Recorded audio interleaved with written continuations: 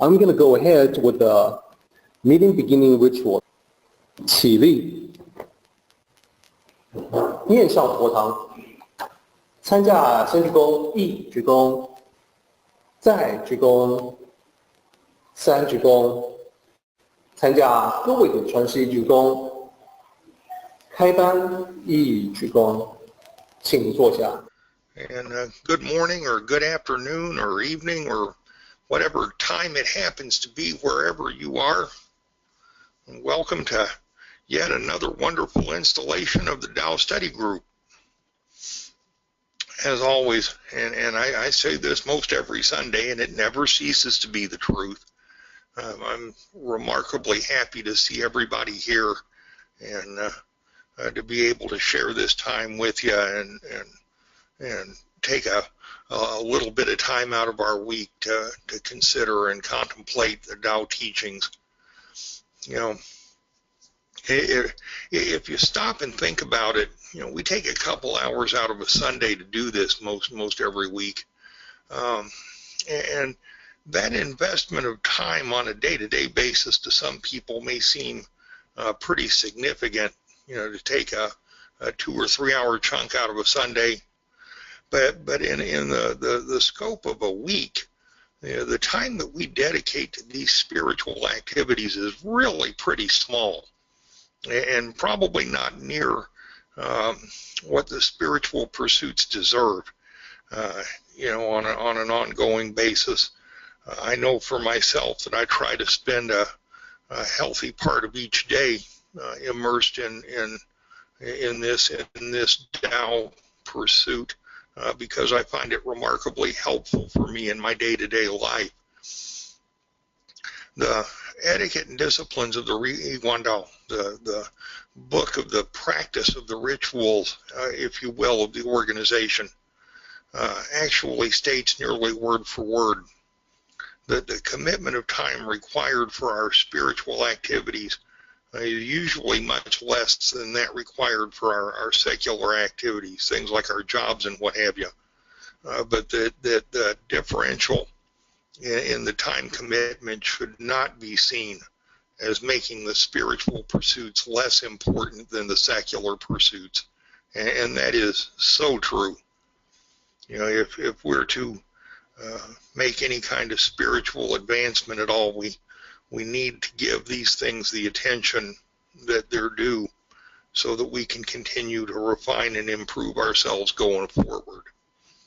It's for that reason that taking a day or two to bop up to Michigan and back is not a big deal.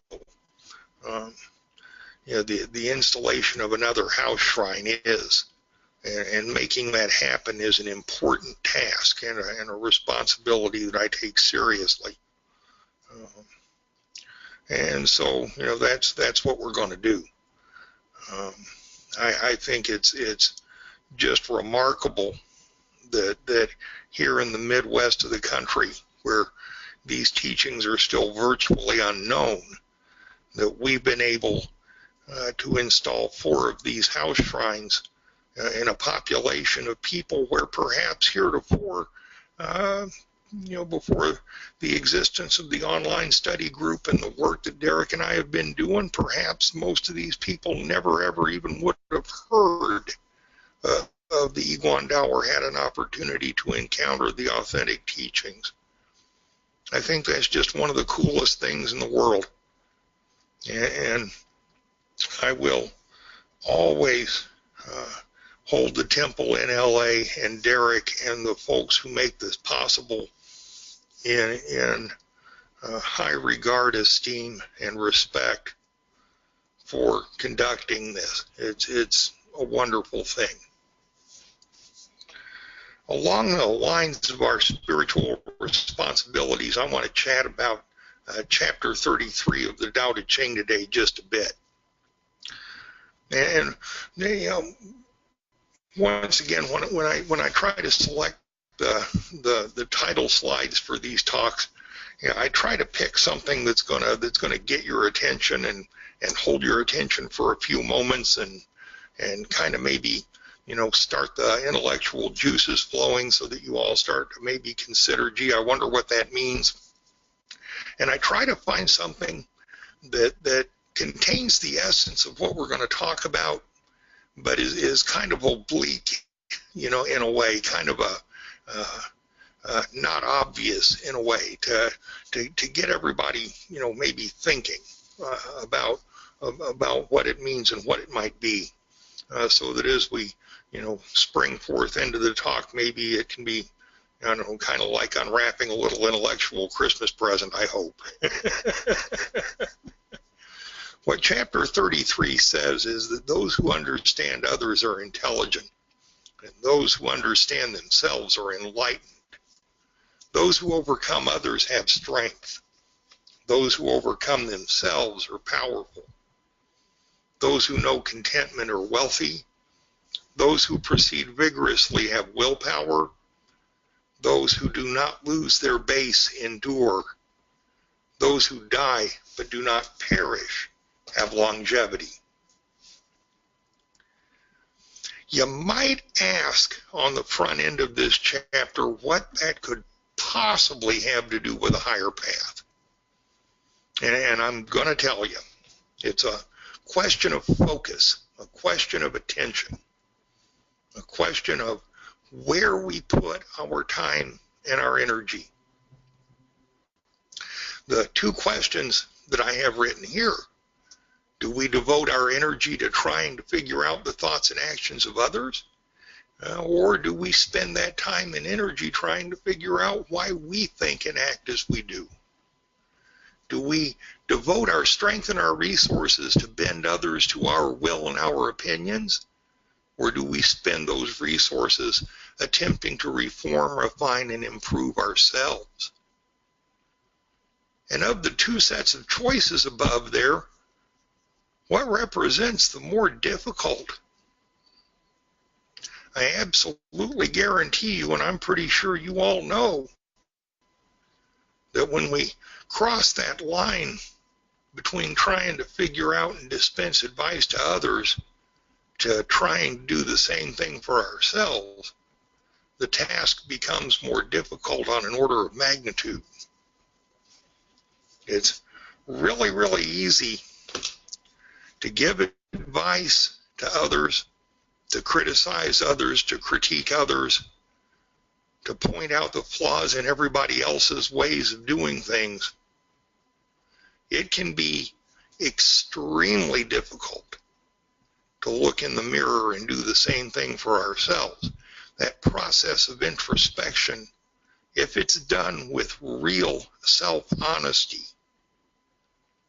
can be a painful, soul-wrenching process that forces us to look at the aspects of ourselves that perhaps we'd rather not see, the parts of ourselves that we think are unlovable and unforgivable. And every single one of us, all of us, everyone within the sound of my voice, myself included, has a skeleton in that closet somewhere in our past that we think if anybody else ever found out about it would make us completely unlovable to everybody else on the planet. It would make us unworthy of love, forgiveness, tolerance, of even being in the same room with other people. Lao Tzu talks about this over and over and over again in a variety of ways.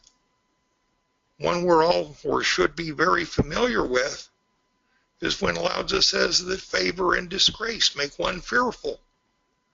Why is that? Because having favor makes one fearful of losing it, and nobody ever wants to be disgraced. And yet, to cultivate the Tao teachings in our lives properly, we have to be willing to look in the mirror and undergo that process of introspection. We have to take on the more difficult task. Lao Tzu then goes on to say that knowing contentment is being wealthy. Those who know contentment are wealthy. Well, yeah, in order to know contentment, one has to know and understand the self. If we don't understand what contentment means for us, how can we truly ever be content? If we don't know what is enough, then we spend our entire lives striving for what we think enough is. And very often, what we're looking for never quite fills that hole in ourselves up.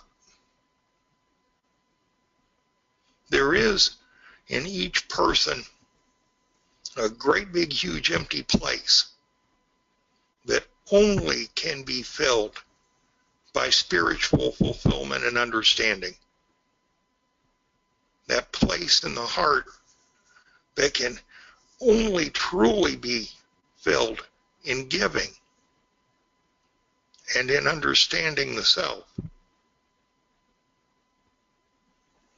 Once again, not always an easy process,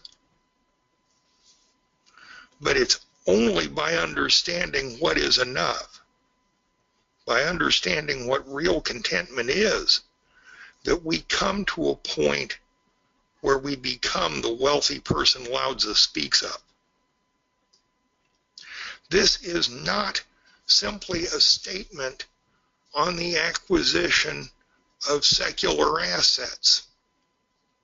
Yes, there is a component of I suppose, having a comfortable and adequate life for ourselves and our family. I've said before, there is no Tao of lack and of want unless we choose to make it that way. There absolutely is a Tao of prosperity. An awful lot of what Derek and I talk about, an awful lot of what the ordained masters talk about has to do with creating a life of joyfulness and sufficiency and prosperity for ourselves and our families and for the people around us. But we can only truly do that when we are willing to look at ourselves honestly and refine ourselves honestly and genuinely. It is from that process that contentment arises. When we look at people like Mother Teresa or Gandhi, those people understood contentment, but they led very austere lives from a perspective of secular success. I don't think anybody would ever accuse either of those individuals of being overwhelmingly rich, and yet neither of them wanted for anything. And both of them were happy to be where they were in the service of others. Now, those are, for sure, a couple of extreme examples. I'm not sure that that everybody is cut out for that kind of work.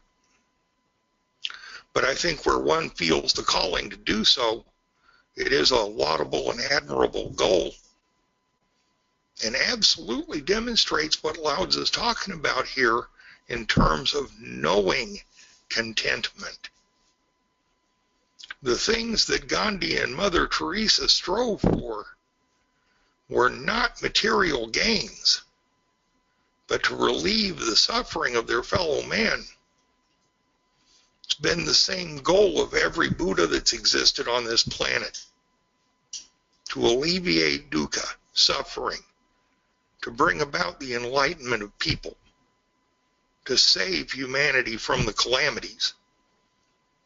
And all of us that have managed to survive into adulthood are pretty well aware that there are plenty of calamities out there.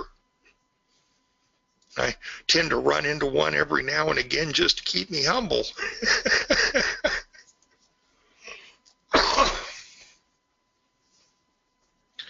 But you know, I don't look at the problems and issues as being the disasters I used to look at them as being. Because in cultivating these teachings, I'm able to say these days that the Tao is my ally and my friend. And that's a powerful ally to have. and a powerful friend to have next to you. I have found that for some miraculous reason not attributable to anything I've ever done, that there is a lot of slack in the universe extended to one who tries to cultivate these teachings sincerely. And I'm grateful for it.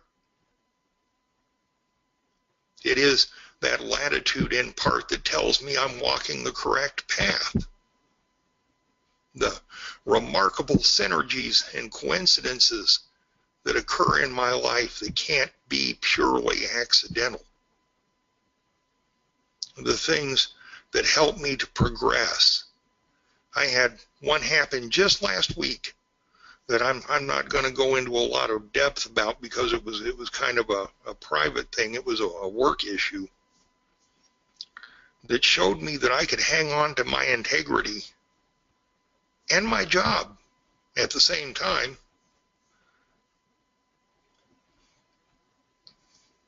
Just through the application of a bit of humility and the acknowledgement of some of my own human shortcomings. The situation itself was rather emotionally charged and involved a couple of individuals who had a fair amount of authority and in a couple of cases a rather volatile personality. And yet the peace and harmony was relatively maintained, and the outcome was peaceful and positive for everyone. I'm going to tell you all now, I am not really a huge people person. I'm a database administrator and programmer. If you want to know how to write a program that'll go out and secure a network, or you want to design a database or engineer a data centric solution, or stick something out in the cloud somewhere, you know, those things I can talk about. I can do those things all day long. You stick me in a situation where I have to be political or social, and I have a lot more difficulty with that. I truly do. And it's one of those things that I work on continuously, because life is all about interacting with other people, and a lot of times I just rather not. But it gets better with time. And this particular situation was one of those. And once again, that latitude that is extended to those of us who cultivate these teachings, I think kind of saved my bacon there, because I certainly wasn't saving my own. I think the hand of Lao Mu was firmly wrapped around me. And whatever you want to call it, however you want to perceive it, whatever you want to say that it was, the assistance was appreciated and badly needed.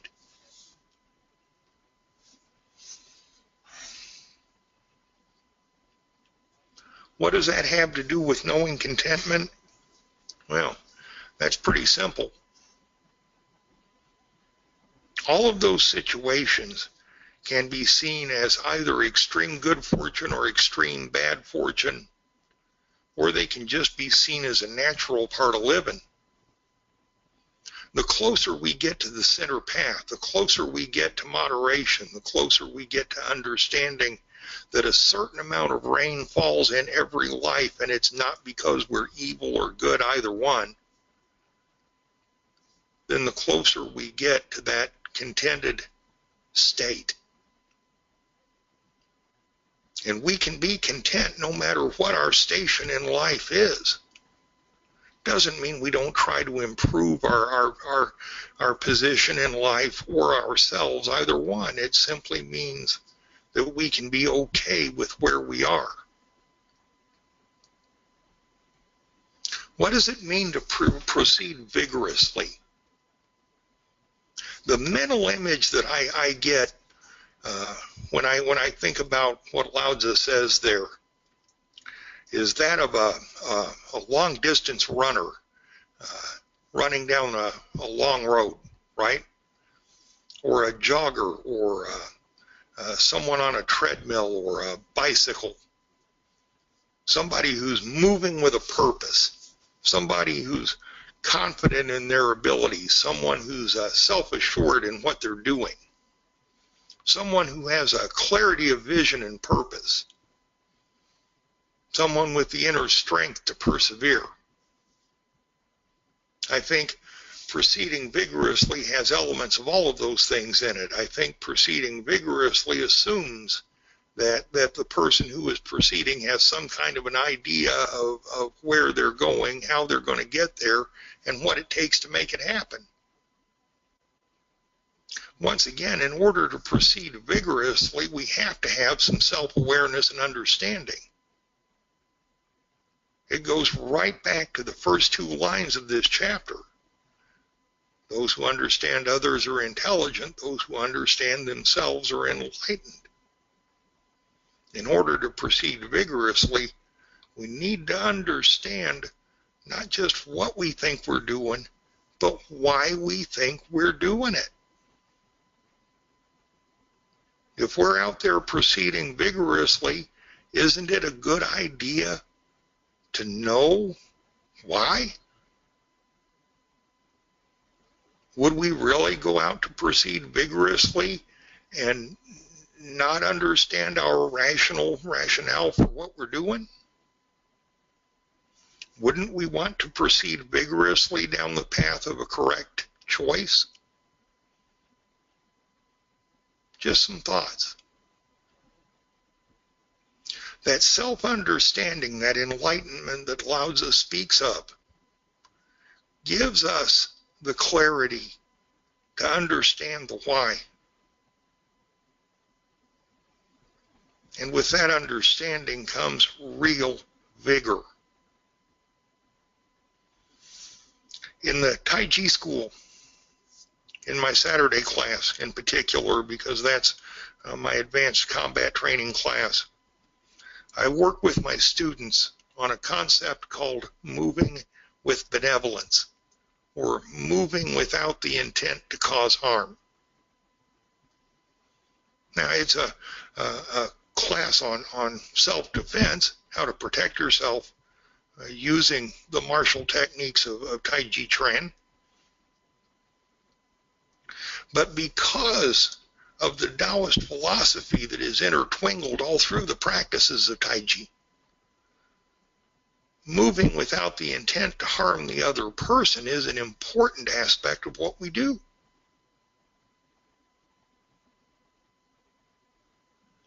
You'd be amazed at how difficult it can be to grasp that concept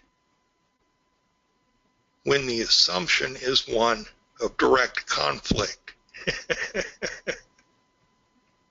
I had trouble with it when I first encountered it. All of my students have had trouble with it when they first encountered it. But as we all learned what it meant to not desire to hurt the other person, among other things, proceeding vigorously without the intent to cause harm became much more simple, much easier.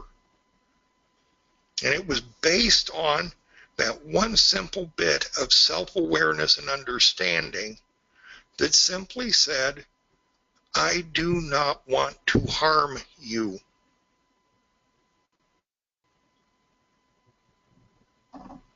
That's not a huge mental stretch. I don't want to hurt anybody anyway.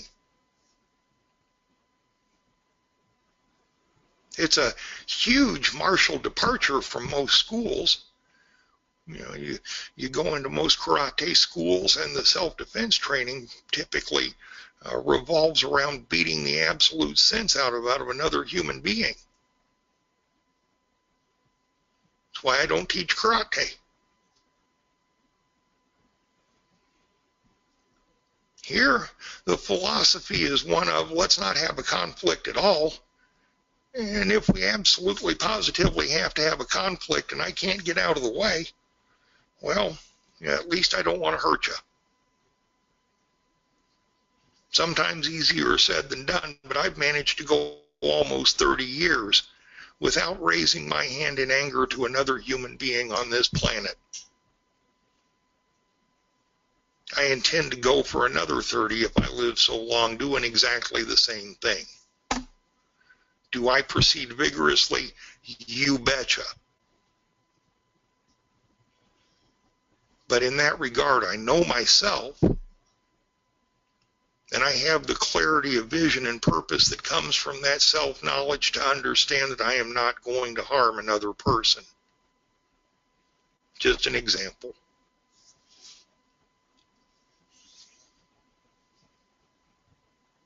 See, what Lao Tzu is talking about here, another reason this is the higher path, is because he's speaking about the way that things really work, okay? And understanding the way that things really work is the essence. It's the foundation for not losing one's base. The next to the last line in this chapter says, those who do not lose their base endure. What does it mean to have a base? What does it mean to lose or not lose it? Think about that. Think about a bobblehead or a trophy or a candlestick holder or any other decorative item that without some weight at the bottom would be too top heavy to stand. By adding weight to the bottom, the base, it stabilizes whatever the object is so that it can remain upright. In Taipei 101, really beautiful skyscraper in the middle of downtown Taipei, there is an enormous, very heavy steel ball dangling from a series of cables and dampers to prevent damage from earthquakes. Okay, that base provides stability for the building so that it doesn't get toppled when the earth begins to move. What happens when you lose that base? When that root that sinks deeply into the earth goes away? Then we're no longer stable. That base is our integrity, our sense of right and wrong, our belief systems, our values, the things that we stand for, who we are inside, the true self. To lose that is perhaps the single biggest disaster in a human life. To not lose it is to endure. Think about our respective lives as the skyscraper and the earthquake. With that strong base that's able to move a bit and counterbalance the movement of the earth, we remain stable. Without it, we crumble and fall. The last line says, those who die but do not perish have longevity. I have maybe half a dozen individual lines in the Dao De Jing that are my all-time personal favorites, and this is one of them. This, in fact, is number 4. And it is because it is all at the same time deep and profound and mysterious and poignant and yet remarkably clear all at the same time. What does it mean to die but not perish? Well, let's make it simple. We're all going to die someday. Our physiological bodies, our anatomy is going to drop dead at some point in time. Everything on this planet that was born is going to die. Perhaps not a real pleasant thought for your Sunday, but it is the truth. However, there is that portion of us that transcends death. And even in this existence, there's the legacy created behind the life that ended. The memories, the pictures, the words, the thoughts, the actions in the hearts and minds of others, some of which will endure for generations beyond the passing of the individual life. Some because they were very, very good, and others because they were very, very bad. But those on one end of the extreme scale or the other tend to be remembered forever.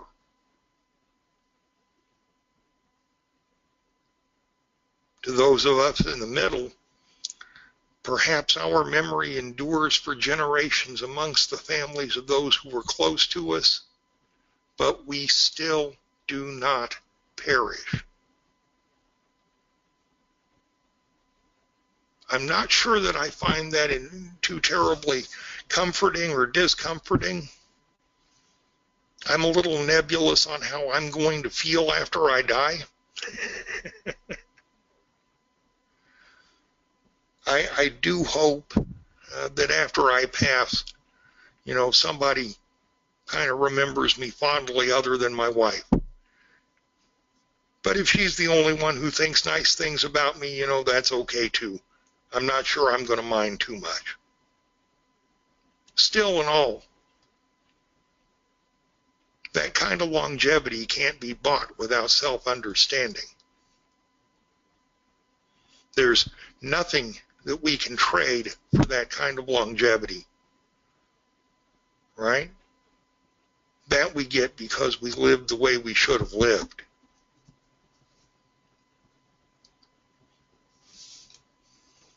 My apologies, I'm 3 minutes over. So let's tie it up here real quick. The higher path is always focused on reforming and refining the self, and not pointing out the flaws and problems in other people. If we claim to be spiritually refined individuals and yet we're always pointing the fingers at another person, then we have missed the boat on spiritual refinement. The higher path, the path that Lao Tzu speaks of here, is much harder on the self than it is on other people. It sets a much higher standard for the individual and then strives to achieve that higher standard. The way that I define that to other people is very simply to tell them, I get up at 5 o'clock every morning and the first person I have to look at is me. When I look in that mirror every morning, I have to be the kind of person that I can live with. I have to be the kind of person I can stand. I got to be the kind of person that can face his wife and his children and be okay with that. And if I'm not, something's got to change. It is that standard that we have to set for ourselves and then pursue. The higher path is the path of enlightenment. It is the path of spiritual and emotional awakening.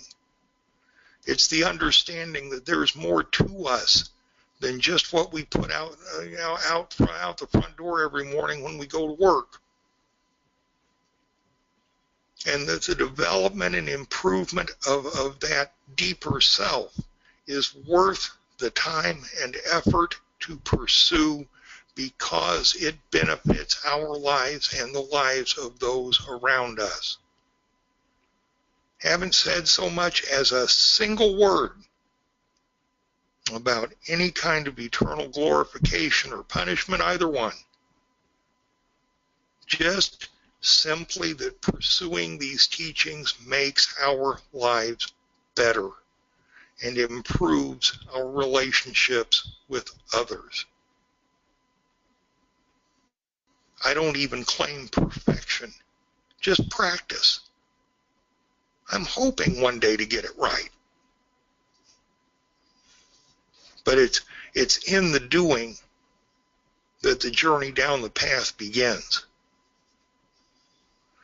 I sure hope that something I said today was helpful to someone. And as always, thank you guys so much for letting me take a few minutes of your time to share with you. Have a wonderful Sunday, and thank you. Let's go ahead and do the meeting ending ritual, everybody. 起立，面向佛堂，持架三鞠躬，一鞠躬，再鞠躬，三鞠躬，持架跪地是一鞠躬，接班一鞠躬。Okay, everybody, we are done. Participate in the Tao meeting by joining us online. For information, go to taoism.net/Tao